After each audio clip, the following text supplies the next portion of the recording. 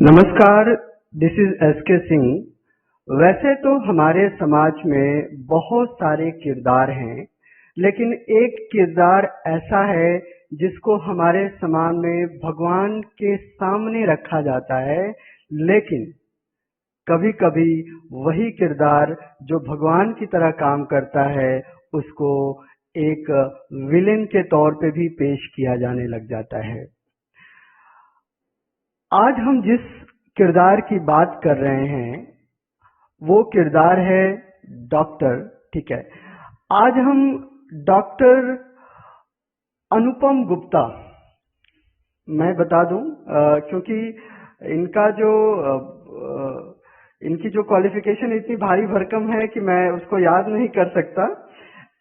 MBBS AIIMS, MS ortho, AIMS MIMSA, senior registrar, joint replacement fellowship Austria. क्या मैं सही हूँ? ठीक है।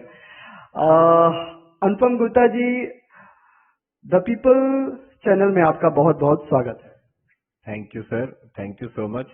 मैं डॉक्टर अनुपम आज आप सबके बीच में मैं एक ऑर्थोपेडिक सर्जन के रूप में कार्यरत हूँ pro life hospital sector 21 Panchkula में, और मैं यहीं पे ऑर्थोपेडिक और जॉइंट रिप्लेसमेंट की सेवाएं देता हूं, और हर ऑर्थोपेडिक हड्डियों और जोड़ों से रिलेटेड जो भी प्रॉब्लम है उसका ट्रीटमेंट हम करते हैं यहाँ पर।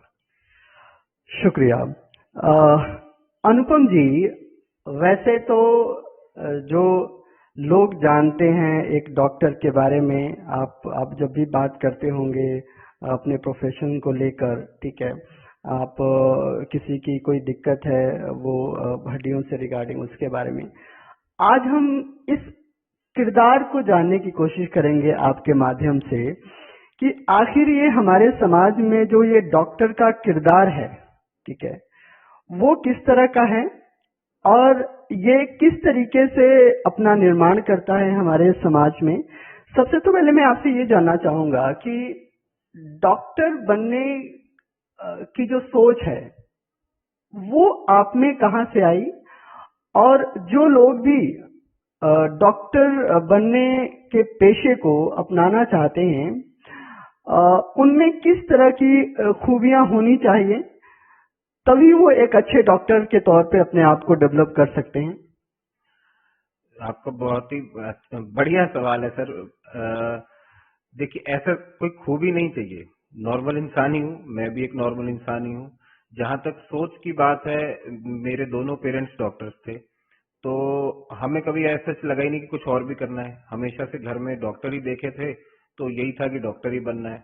उनको देखते थे, वो पेशेंट्स को ट्रीट करते थे, लोग खुश होकर घर से जाते थे, वो अपनी स्टोरीज बताते थे कि आज हॉस्पिटल में ये हुआ, मरीज ऐसे आया था, कुछ भी प्रॉब्लम के साथ था और फिर बिल्कुल ठीक होकर चला गया।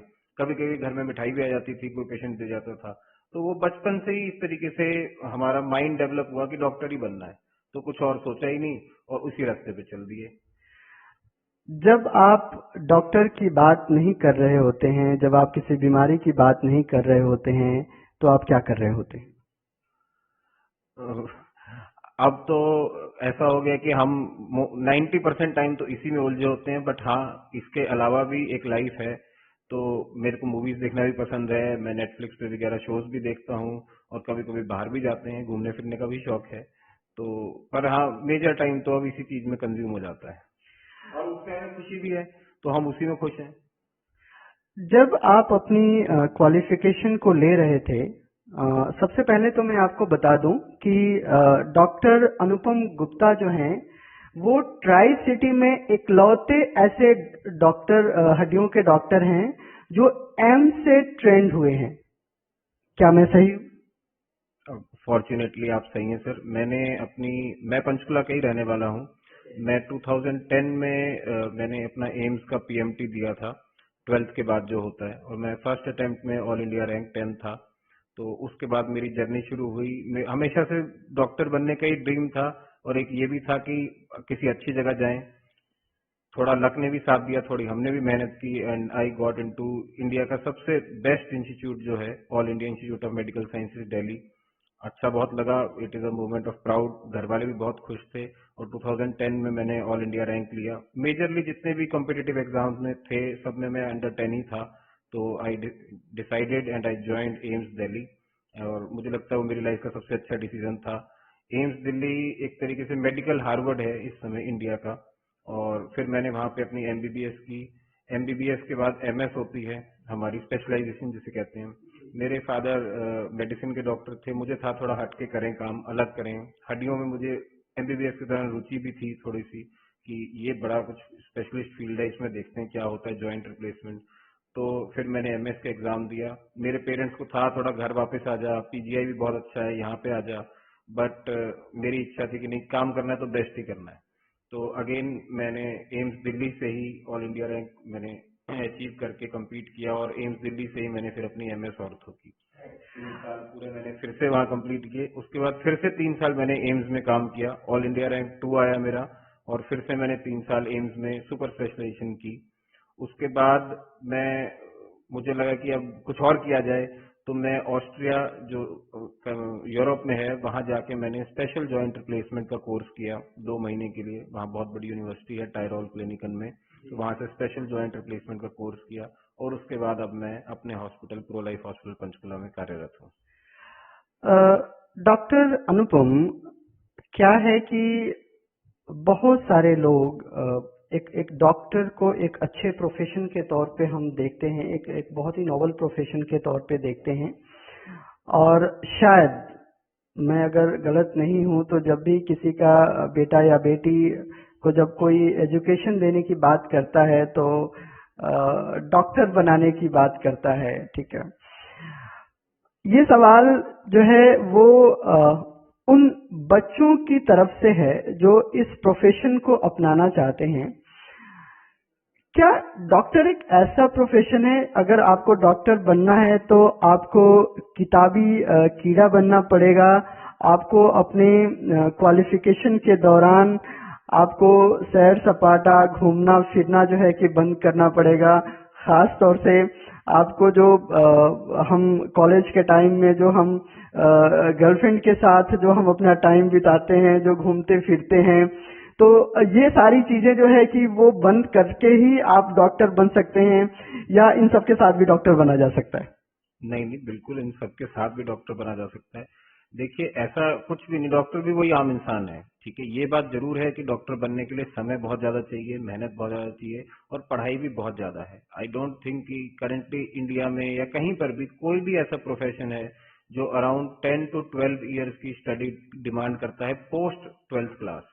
इंजीनियर भी 4 साल में बन जाते हैं, सीए, लॉयर, सब कुछ जो है। कोई भी प्रोफेशन ऐसा नहीं है जिसमें मिनिमम 10 से 12 साल आपको लगे पढ़ाई के, कॉलेज में। उसके बाद ही आप एक अच्छे डॉक्टर बनते हैं। तो ये बात जरूर है कि परिश्रम भी है, पढ़ाई भी है, मेहनत भी है, टाइम भी है। बट आप सब कुछ बैलेंस करके चलें तो कोई बड़ी बात नहीं है। 4 से 5 घंटे नॉर्मल पढ़ें, उसके बाद चाहे मूवी देखें, चाहे गर्लफ्रेंड के साथ घूमें। आई थिंक कोई भी सोशल लाइफ और प्रोफेशनल लाइफ दोनों अलग अलग है, बैलेंस करना बहुत जरूरी है। राइट। तो जो लोग भी डॉक्टर बनने के बारे में सोच रहे हैं वो बिल्कुल ऐसा ना सोचें कि आप इन सब चीजों को मिस करेंगे। आप मूवी भी देखने जा सकते हैं, आप अपने गर्लफ्रेंड के साथ घूमने भी जा सकते हैं, वो सारी चीजें आप एंजॉय कर सकते हैं जो दूसरी पढ़ाई के साथ की जाती है। अनुपम गुप्ता जी, डॉक्टर बनने के प्रक्रिया में जो फाइनेंस है वो बहुत एक इम्पोर्टेंट रोल प्ले करता है। अगर मैं आपसे बात करूं कि आप अपने इस पूरे जो है कि क्वालिफिकेशन के दौरान लगभग कितना खर्चा हुआ होगा? सर देखिए, ये एक पब्लिक में मिथ है कि डॉक्टर बनना जो है वो बहुत पैसे का काम है या महंगा काम है। मैं आपको बता सकता हूँ, मेरी पूरी पढ़ाई, पूरी एमबीबीएस, मैंने 5.5 साल होती है एमबीबीएस, पूरी एमबीबीएस मात्र 900 रुपए फीस दी है मैंने। सिर्फ 900 रुपए मेरी फीस थी। उसमें से भी शायद 200-300 रुपए सिक्योरिटी थी जो वापस आ गई। एम्स दिल्ली में आज भी फीस इतनी है, आप पता कर सकते हैं। और जो एमएस होती है स्पेशलाइजेशन, उसमें तो हमें एक बेसिक सैलरी भी मिलती थी थोड़ी सी। तो एज सच डॉक्टर बनना कोई महंगा नहीं है। पर हाँ, आजकल कुछ थोड़ा सा सिनेरियो चेंज हो गया है। जो लोग कंपटीशन एग्जाम्स में अच्छा परफॉर्म नहीं करते उनके लिए प्राइवेट कॉलेजेस खुल गए हैं। प्राइवेट कॉलेजेस में थोड़ा सा काम खराब है या जैसे मर्जी समझ लीजिए, फीस ज्यादा है, तो तकरीबन वहां पे एमबीबीएस करने में ही 1 करोड़ रुपए का खर्चा तकरीबन आज की डेट में है। बट वहाँ क्वालिटी भी आप समझ ही सकते हैं, जैसे वहाँ पे ना एजुकेशन बहुत अच्छा है, और अब रिसेंट जो गाइडलाइंस आती जा रही हैं, जैसे अभी रिसेंटली गवर्नमेंट ने कर दिया कि 0 मार्क्स वाला भी एलिजिबल है डॉक्टर बनने के लिए। तो थोड़ी सी चीजें हैं, but it is part and parcel of the system. कुछ जगह पे जैसे एम्स दिल्ली में सिर्फ 900 रुपए में 5 साल में आप पढ़ाई कर सकते हैं, और कुछ जगह पे ज्यादा भी है। जी। तो जैसे कि हमारे बीच में जो ये मिथ है कि डॉक्टर बनने के लिए लाखों करोड़ों रुपए की जरूरत पड़ती है, लेकिन इतना लगता है, लेकिन इसके साथ एक और ऑप्शन है, जैसे कि डॉक्टर अनुपम गुप्ता ने कहा है।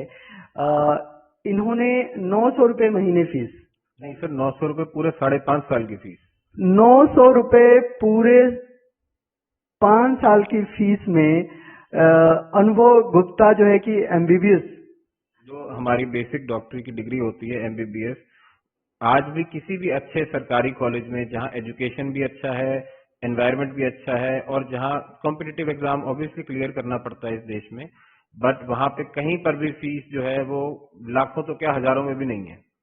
जो जितने भी अच्छे मेडिकल कॉलेजेस हैं इंडिया में, ज्यादा से ज्यादा उनकी फीस आपको अराउंड 1 लाख रुपीज मिलेगी, और वो भी बहुत कम। मोस्टली मेडिकल कॉलेजेस आप मानिए 1000-2000 रुपए तो कुछ भी नहीं आज की डेट में, इतनी ही फीस है बस। अच्छे colleges government colleges, private colleges में करोड़ों भी कम है। ये बहुत इम्पोर्टेंट बात जो हमें अपने दर्शकों के लिए जानने के लिए मिली है, और कहीं ना कहीं उन सारे बच्चों के लिए जो डॉक्टर बनने के प्रोफेशन को अपनाना चाहते हैं, उनके लिए बहुत ही खुशी की बात है। मुझे फर्स्ट टाइम ये बात डॉक्टर अनुपम गुप्ता के थ्रू ये पता चली है कि आप इस तरीके से भी डॉक्टर, अगर आपके अंदर वो जिज्ञासा है, अगर आप उस अचीवमेंट को, उस पूरे कॉम्पिटिटिव टेस्ट को अगर आप पास कर सकते हैं, तो पैसा आपके लिए बिल्कुल भी मायने नहीं रखेगा कि आपके डॉक्टर बनने में। डॉक्टर अनुपम गुप्ता, मैंने जो शुरू में जो जिक्र किया था कि डॉक्टर को भगवान के तौर पे देखा जाता है, लेकिन एक दूसरे पल में उसे विलेन भी बना दिया जाता है। आपके टाइम में ये मोमेंट, दोनों मोमेंट कब कब आए हैं? सर ये तो पार्ट एंड पार्सल है, जैसे सिक्के के भी 2 पहलू होते हैं, तो ऐसे ये तो लाइफ का प्रिंसिपल है। भगवान का ऐसा मैं कोई स्पेसिफिक तो नहीं याद कर पाऊंगा, बट बहुत, जैसे जब मैं एम्स में थे, हम रोज के मिनिमम से मिनिमम 50 to 60 पेशेंट्स एवरीडे देखते थे, और कम से कम 5-6-10 सर्जरी पर डे हो जाती थी। तो बहुत सारे पेशेंट्स ठीक हुए और दुआएं भी देके गए, और बहुत अच्छा भी लगता था। कई बार यहाँ ये जरूर होता था कि कोई पेशेंट जो हम देना चाहते थे या वैसा नहीं हुआ, बहुत सारी चीजें हमारे हाथ में नहीं होती, कई बार पेशेंट्स की एक्सपेक्टेशंस भी कुछ और होती हैं, तो कुछ बारी हम उनको सेटिस्फाई नहीं कर पाए, और फिर थोड़ा सा उनके और हमारे बीच में मनमुटाव भी हो गया। तो ये पार्ट एंड पार्सल है सर, 100 लोगों का इलाज करेंगे, 99 ठीक हो जाएंगे, कोई एक को हम भी नहीं कर पाएंगे। डॉक्टर और मरीज के संबंध में कुछ फिल्में हमारे सामने आई हैं, और शायद मैं दर्शकों को उन फिल्मों का नाम लूं तो वो समझ पाएंगे कि मैं क्या पूछना चाह रहा हूं, और शायद आप भी समझ पाएंगे कि मैं क्या पूछना चाह रहा हूं। सबसे पहले तो मैं बात करूंगा मुन्ना भाई एमबीबीएस की। ठीक है, जो सवाल इस प्रोफेशन को लेके उठा था, खास तौर से वो जो हॉस्पिटल का जो सीन था कि जिसमें मरीज आता है और सबसे पहले उसको ट्रीटमेंट देने की बजाय उससे सवाल किए जाते हैं कि भाई ये पुलिस केस है और सारी चीजें, इस चीज को आप कैसे देखते हैं? कुछ चीजें सर देखिए, मैं ये नहीं कहूंगा कि मूवी में गलत दिखाया है या मूवी में ज्यादा एग्जैजरेट किया। मूवी का काम अपना है, ड्रामेटिकली उसको दिखाया जाता है। कुछ चीजें सिस्टम का पार्ट हैं तो वो वैसे ही होती हैं, कुछ चीजें जरूर हम इम्प्रूव कर सकते हैं। जैसा उस मूवी में दिखाया वैसा एग्जैक्टली हॉस्पिटल्स में नहीं होता है पर्टिकुलरली, पर हाँ ऐसा भी नहीं कि हम बिल्कुल ही, कुछ सिस्टम के तहत ही काम चलता है। तो अब मैं नहीं कह सकता, मैं सिस्टम को बदल भी नहीं सकता। अपने हॉस्पिटल में जरूर मैं कोशिश कर सकता हूँ कि हम बेस्ट टू बेस्ट केयर दें, और जो हमने देखा कि जो गलतियां थी या कमियां थी कहीं और किसी और सिस्टम में, उसको अपने सिस्टम में ना होने दें। अक्षय कुमार की एक मूवी आई थी गब्बर, देखी आपने? हाँ, मैंने शायद कुछ थोड़े थोड़े क्लिप्स देखे हैं उसके सोशल मीडिया पे, मैंने पूरी मूवी नहीं देखी है। उसमें एक सवाल था कि जो सिस्टम पे जो सवाल था, इस पेशे को लेके जो पूरा सवाल था, और जो ये हॉस्पिटल का जो तंत्र है उस चीज को लेके सवाल था कि जब भी कोई पेशेंट जब एंट्री करता है किसी हॉस्पिटल में, तो उसको एक व्यक्ति के तौर पे ज्यादा उसको एक पैसे के तौर पे उसको देखा जाता है कि कितना ज्यादा से ज्यादा इस पेशेंट से पैसा निकाला जा सके। और आज के टाइम में क्योंकि ये बात मैं एक गंभीरता के साथ इसलिए कह रहा हूं कि ये सिर्फ उस पार्टिकुलर डॉक्टर के हाथ में नहीं होता, ठीक है? ये आपका अपना हॉस्पिटल है, तो आप चलिए, आप उस बाध्यता से अलग होंगे, लेकिन आपके माध्यम से मैं उस सारी बाध्यता को भी जानना चाहूंगा कि बड़े बड़े हॉस्पिटल्स हैं, उनके अपने बड़े बड़े एक्सपेंसेस हैं, ठीक है? और मैनेजमेंट की जो पूरी कोशिश होती है कि कैसे एक डॉक्टर एक पेशेंट के को किस तरीके से बड़े फाइनेंशियल प्रॉफिट के तौर पे तब्दील कर पाए, आप इस माहौल को किस तरीके से देखते हैं? इसमें देखिए सर, दो बातें हैं जो मुझे लगता है। एक तो पब्लिक का परसेप्शन है और एक मान लो हॉस्पिटल की साइड है।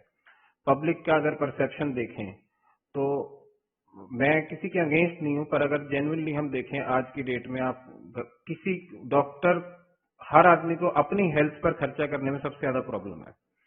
आप बिल्कुल साधारण सा एग्जांपल लें, आपके हर घर के पास यूजुअली एक बाइकल होता है, हर आदमी के पास गाड़ी का इंश्योरेंस है, बाइक का इंश्योरेंस है, ठीक है? किसी के पास हेल्थ इंश्योरेंस नहीं है। हम कहते हैं हेल्थ इंश्योरेंस करा लो, तो पब्लिक को लगता है क्यों, मुझे क्या होना है, हम तो बिल्कुल फिट है, फाइन है। कभी डॉक्टर ने अगर बता दिया नहीं आपको ये दिक्कत है, तो मोस्टली लोग ऐसे ही रिएक्ट करते हैं कि क्यों, मुझे तो हो ही नहीं सकता, हमें कैसे हो सकता है, ठीक है? तो पब्लिक जो है अपनी हेल्थ को लेके काफी कम अवेयर है इस देश में। और जहां तक गवर्नमेंट की बात है, गवर्नमेंट हॉस्पिटल्स में बहुत ज्यादा अच्छा ट्रीटमेंट अगर है, तो मैं ये नहीं कह सकता कि बहुत ज्यादा अच्छा ट्रीटमेंट नहीं है, but frankly speaking private sector caters at least 80% and government sector only caters to 20%। ये ऑफिशियल डाटा है, ठीक है? जहां तक हॉस्पिटल की बात है, देखिए सर, कोई भी हॉस्पिटल है, it is a business venture, frankly speaking. उन्होंने जमीन भी अपने पैसे से खरीदी है, बिल्डिंग भी अपने पैसे से बनाई है, बिजली का खर्चा भी वो अपनी जेब से देते हैं, डॉक्टर्स को सैलरी भी अपनी जेब से देते हैं। तो सरकार तो उन्हें कोई हेल्प नहीं करती, तो एट दी एंड उन्हें कमाना तो पेशेंट से ही है, अपनी जेब से तो कोई भी किसी का इलाज नहीं करेगा पैसे डाल के। तो it has to be profitable. ऐसा तो लॉस में तो कोई हॉस्पिटल काम नहीं करना चाहेगा, और करना भी नहीं चाहिए। इस दुनिया का कोई भी वेंचर या कोई भी बिजनेस ऐसा नहीं है जो लॉस में चले। तो हॉस्पिटल को भी प्रॉफिट में ही चलना चाहिए, इसमें कोई बहुत अचंभे वाली बात नहीं है। और पेशेंट अगर वो प्राइवेट हैं, तो दे हैव नॉट आस्क्ड, उन्होंने तो किसी पेशेंट को नहीं कहा कि हमारे पास आओ। पेशेंट अपनी इच्छा से उनके पास जाते हैं, और सारे जो भी फीस स्ट्रक्चर है या जो भी पैसे की डीलिंग्स हैं, इट इज, मेरा ये मानना है कि क्रिस्टल क्लियर होता है। और अगर नहीं है तो होना चाहिए, ये भी मैं कहता हूँ। कुछ जगह कॉर्पोरेट हॉस्पिटल जरूर हमने भी सुना है, बट मैं उसको फुल्ली सपोर्ट नहीं कर सकता। और अब कुछ जगह अगर है तो सर मैं ये भी नहीं कहूंगा कि नहीं होता है।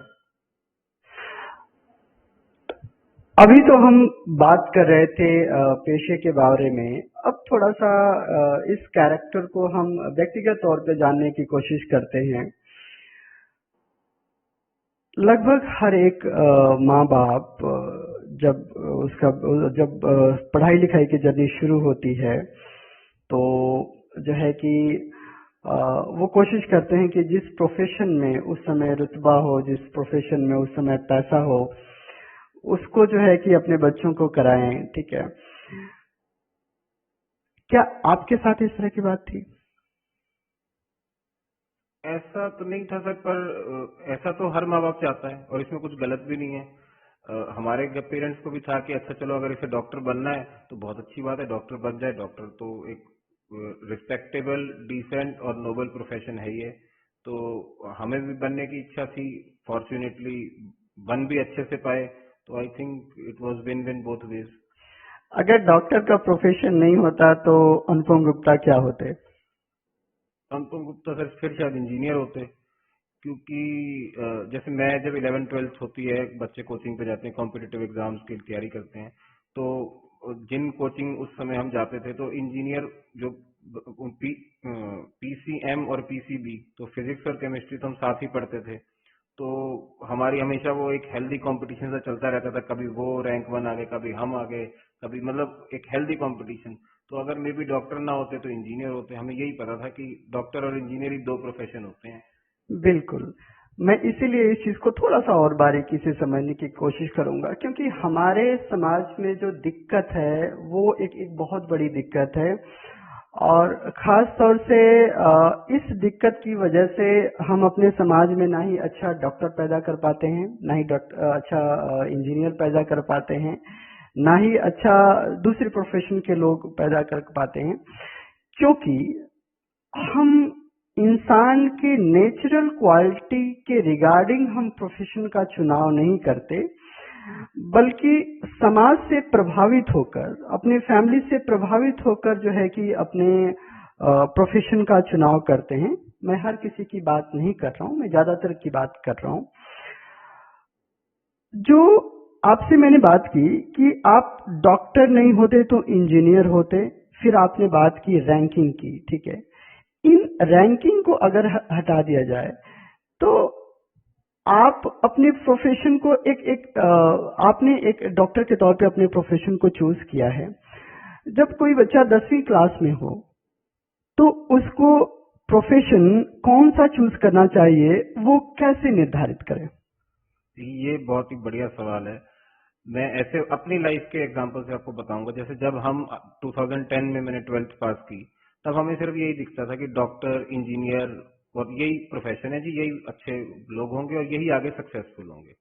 अब जब मैं 2022 में 23 में हूँ और मेरे फ्रेंड्स हैं, बहुत अलग अलग स्ट्रीम से हैं, तो मैं आपको बता सकता हूँ कि डॉक्टर और इंजीनियर तो बहुत छोटा सा प्रोफेशन रह गए हैं। एज अ अगर आप कम्युनिटी में देखें तो बहुत कम लोग हैं और कोई बहुत ज्यादा रिवॉर्डिंग प्रोफेशंस भी नहीं है।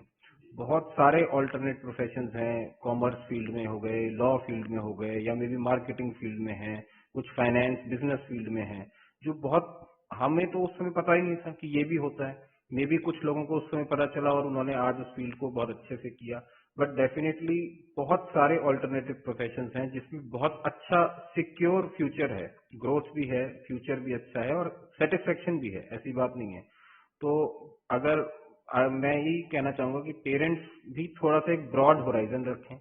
बच्चे आजकल डेफिनेटली बहुत इन्फॉर्म्ड है, मैं देख रहा हूँ इवन 7-8 साल के बच्चे भी इंस्टाग्राम, फेसबुक, उन्हें सब पता है। हमने तो ये 12th के बाद देखा था और पता चला था। तो उसी नॉलेज को सही तरीके से अपने लिए यूज करें। पेरेंट्स उसी जो भी आज की डेट में देखो, टाइम तो चेंज होना ही है, it is a whole decade. अगले डेकेड में हो सकता है कुछ और प्रोफेशन आ जाएं, कुछ और चीजें बदल जाएं, ये तो समय के साथ एवोल्यूशन चलता रहेगा। तो one has to remain updated और उस नॉलेज को अपने लिए सदुपयोग करना। आई थिंक दैट इज एक फिक्स्ड आइडियाज के साथ रहना कि डॉक्टर और इंजीनियर वो तो देखो हमेशा रहेंगे ही, उनका जरूरत, उनकी काम तो हमेशा सोसाइटी में रहेगा ही, बट और भी बहुत ऐसे प्रोफेशन हैं जिसमें आप बहुत अच्छा कर सकते हैं, मे बी कम मेहनत के साथ, बस थोड़ा सा हट के सोचने की जरूरत है। थोड़ा सा हटके सोचने की जरूरत है, और ये हटके सोचना क्या है?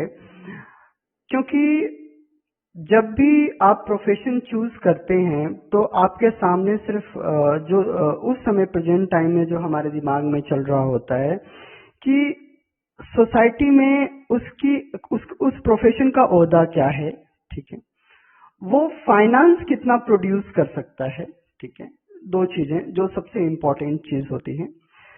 लेकिन जो सबसे इम्पोर्टेंट चीज होती है वो है कि आपके अंदर की क्वालिटी क्या है, और उस क्वालिटी के माध्यम से आप समाज को कितना सर्व कर सकते हो, इस ह्यूमन सोसाइटी को। इस मामले में आपका क्या कहना है? सर ये तो आपकी बात बिल्कुल सही है। देखिए हर आदमी चाहता है कि उसका फ्यूचर सिक्योर हो, और जहां तक पैसे की बात है तो बिना पैसे के तो कोई काम चलता नहीं है। आपको दाल रोटी तो खानी है और वो पैसे से ही आएगी, कोई फ्री में नहीं आएगी। तो एट द एंड जो भी प्रोफेशन करें it has to be financially viable. अगर वो फाइनेंशियली वायबल नहीं है तो वो प्रोफेशन का कोई बहुत ज्यादा फायदा नहीं है, फ्रेंकली स्पीकिंग। ठीक है, अगर उसके साथ साथ आपको पर्सनल सेटिस्फेक्शन भी मिलती है उसमें, तो आई think that is the best profession, कि आप पर्सनली भी खुश हैं और वो फाइनेंशियली वायबल भी है। तो अगर आप ऐसा अपने लिए ढूंढ सकते हैं, जैसे मैंने वो डॉक्टरी में ढूंढा, आप हो सकता है वो म्यूजिक में ढूंढ सकें। तो अगर वो हर आदमी का इंडिपेंडेंट है, किसको क्या काम करके खुशी मिलती है और किससे उसका घर चल सकता है। आई थिंक अगर ये दोनों मिक्स मैच होते हैं तो फिर तो बेस्ट है। एक चीज और है, थोड़ा सा हम इसको लाइट मूड की तरफ लेकर चलेंगे इस पूरे इंटरव्यू को। क्या होता है कि जब हम जिस प्रोफेशन में होते हैं, हम सिर्फ अपने सामने वाले को उससे रिगार्डिंग अच्छी अच्छी बातें, जैसे कि अगर आप टीचर हैं तो आप बच्चों को हमेशा भाई झूठ नहीं बोलना है, ठीक है, और ये करना है, ये नहीं करना है, और सारी चीजें। जब भी आप डॉक्टर के सामने बैठते हैं तो डॉक्टर जो कुछ कॉमन चीजें हैं वो जरूर आपसे कहते हैं। पहला क्या, शराब नहीं पीनी है, सिगरेट नहीं पीना है, फास्ट फूड नहीं खाना है, सुबह जो है कि खाने के बाद तुरंत पानी नहीं पीना है, और इसके साथ साथ शाम को जल्दी खा लेना है, और अपने खाने में जो है कि फ्रूट्स और मिनरल्स और सारी चीजों दालों का जो है कि इस्तेमाल करना है। ये सारी चीजें हैं। क्या डॉक्टर भी इस चीज को फॉलो करते हैं? देखो बाकियों का तो पता नहीं, मैं अपना बता सकता हूँ। कोशिश जरूर करते हैं कि ऐसा हो, पर मैं बिल्कुल झूठ नहीं बोलूंगा, मैं तो इसमें से सिर्फ 50% ही फॉलो कर पाता हूँ। मेरा खाने का शेड्यूल अनफॉर्चुनेटली बहुत खराब है। कभी लंच 3 बजे भी होता है, कभी 4 बजे, कभी डिनर रात को 10 बजे होता है, कभी 11 बजे। फास्ट फूड भी खाते हैं, कई बारी मजबूरी से खाते हैं, कई बारी शौक से भी खाते हैं, ऐसी बात नहीं है। तो बट हाँ, हेल्दी रहने में कोई बुराई नहीं है। और मैं भी अपने पेशेंट्स को यही कहता हूँ, खुद कर पाऊँ ना कर पाऊँ, जीवन जो है, जीवन का मजा कुछ खामियों के साथ भी है। कैसे मानते हैं इस बात को? बिल्कुल। ये तो मतलब कुछ खामियां तो नहीं मैं कहूंगा, ये पार्ट एंड पार्सल है। थोड़ा आदमी आगे बढ़ के भी खेलता है शॉट तो भी बढ़िया रहता है। तो आई डोंट थिंक, मैं ये नहीं कह रहा कि ये सही है, हर आदमी का अपना अपना सही है, बट मेरे लिए ये सही है कि मैं कभी बर्गर खा के भी खुश हूँ, कभी दाल खा के भी खुश हूँ घर में। नॉर्मल जब हम जो हम कॉमन जो सिविल सोसाइटी है जो वैसे है, तो जब भी कोई पार्टी और एंजॉय की बात होती है तो उसमें 3-4 चीजें बहुत इम्पोर्टेंट हैं।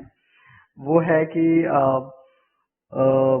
खाने के लिए आपका मनपसंद खाना हो, म्यूजिक हो, फेवरेट ड्रिंक हो, ठीक है, और थोड़ी बहुत चीजें हों। अनुपम गुप्ता को एंजॉय करने के लिए मेन चीजें क्या होनी चाहिए? आपने जो कहा सर वही है। मैं भी मतलब कोई चांद से नहीं आया, यहीं रहता हूँ, यहीं पला बड़ा हूँ। तो अच्छा खाना बहुत पसंद है, कोई डाउट नहीं। मैं नॉनवेज भी खाता हूँ, तो पिज्जा भी मुझे पसंद है, बर्गर भी पसंद है, दाल रोटी भी अच्छी पसंद है, मुगलई खाना भी बहुत पसंद है।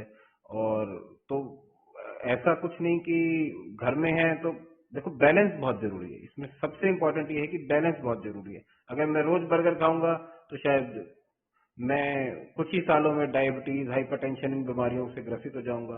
तो पार्टी महीने में 1 या 2 बार ही होती है मैक्सिमम। तो वो एक चेंज का माध्यम भी है, नहीं तो हम अपना रोजमर्रा के कामकाज से बोर हो जाते हैं। तो खाना भी अच्छा चाहिए। और म्यूजिक डेफिनेटली मैं शौक रखता हूँ। इस एरिया में थोड़ा पंजाबी म्यूजिक ज्यादा है, जहां भी जाते हैं डिक्चिक डिक्चिक रहती है, तो I don't mind that, it is good. English music भी सुनते हैं। एंड जहां तक ड्रिंक्स की बात है, तो बचपन में मुझे कोक बहुत पसंद थी, आज भी मुझे वो बहुत पसंद है। कई बारी मैं रोज की 500 ml भी पी जाता हूँ, 1 बोतल कोक पी जाता हूँ। और मुझे गिल्ट होता है, काफी गिल्ट होता है रात को, बट क्या करें। ठीक है। आपका जो फेवरेट सिंगर है कौन है? ऐसे सर, जो मैंने कभी ऐसे सोचा नहीं, जो भी ट्रेंडी गाना होता है मैं वो सुन लेता हूँ। 3-4 दिन लगातार लाइन से सुनता हूँ, दिन में 3-3 4-4 बार, फिर गाना चेंज हो जाता है। Favourite heroine? फेवरेट हीरोइन जिसकी जैसे अच्छी मूवी आ जाए, मुझे कभी किसी बहुत ज्यादा चीजों से लगाव नहीं हुआ कि यही फेवरेट है। जैसे कभी कृति सेनन की मूवी आ गई तो वो देख ली, अभी शायद कोई आलिया भट्ट की मूवी थी तो वो देखी थी, अभी शायद कल ही मैंने करीना कपूर की नेटफ्लिक्स पे कोई मूवी देखी है, जाने जा। तो जो अच्छा होना चाहिए बस। चेंज होना चाहिए, अच्छा होना चाहिए। जाने जहाँ मूवी आपने देखी है तो इसका मतलब कि ये तो चलो एक मेरे ख्याल से नॉर्मल मूवीज में आती हैं, तो जो अच्छी अच्छी मूवीज हैं वो उसको भी आप देखते होंगे, क्योंकि आप मूवी के इस दौर तक आप पहुंच। नहीं, मैं अभी तक वो जवान नहीं देख पाया, तो मुझे बड़ा दुख है। वो बाई चांस टाइमिंग 1-2 हफ्ते का समय था, पर मेरी बड़ी कोशिश थी कि मैं थिएटर में जाके देख लूं। अब आई एम होपिंग कि वो नेटफ्लिक्स पे आ जाएगी तो तब देखूंगा। तो बीच बीच में ब्रेक जरूरी है सर। और मैं सबको रादर ये कहना चाहूंगा, जो डॉक्टर बनना चाहते हैं या जिस भी माध्यम से, जो मतलब बैलेंस बहुत जरूरी है। आप ऐसा कोई भी प्रोफेशन नहीं जिसमें आप सोचें कि 12 घंटे दिन में, 15 घंटे में पढ़ाई करूंगा या मेहनत करूंगा और मैं एक्सेल कर जाऊंगा। आपके माइंड को रेस्ट देना, एक चेंज करना बहुत जरूरी है। तो इस इंटरव्यू के माध्यम से हम अपने समाज के भगवान के किरदार को, एक डॉक्टर के किरदार को जानने की कोशिश कर रहे थे, उसके जीवन को समझने की कोशिश कर रहे थे, इस प्रोफेशन में संभावनाओं को तलाशने की कोशिश कर रहे थे। और किरदार प्रोग्राम के माध्यम से हम और सारे किरदारों के बारे में बात करेंगे। तो आप इस चैनल को सब्सक्राइब कर लीजिए और अच्छा लगे तो शेयर भी करना।